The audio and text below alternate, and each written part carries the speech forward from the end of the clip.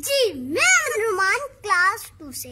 कहना ये था कि 5 माह से घर बैठ बैठ के तंग पड़ चुके हैं और हमारे दिमागों में जंग पड़ चुके हैं।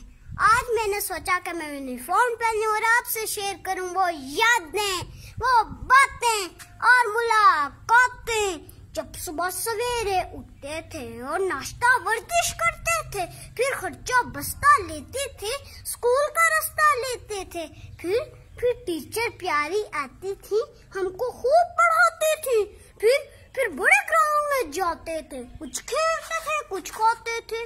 वो सब कुछ याद आता है और दिल को बड़ा दुखाता है। और अब घर में बंद है रात दिन, टीवी में भी कोरोना जिन।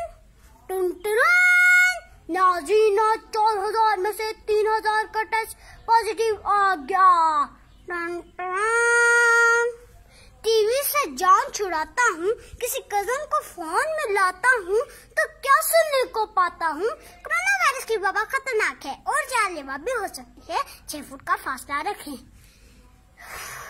इस माहौल में अच्छी बात है ऑनलाइन तो पढ़ रहे हैं, हम थोड़ा आगे बढ़ रहे हैं, पर आखिर कब तक हम बच्चे हैं, हम बच्चे सच ही बोलेंगे।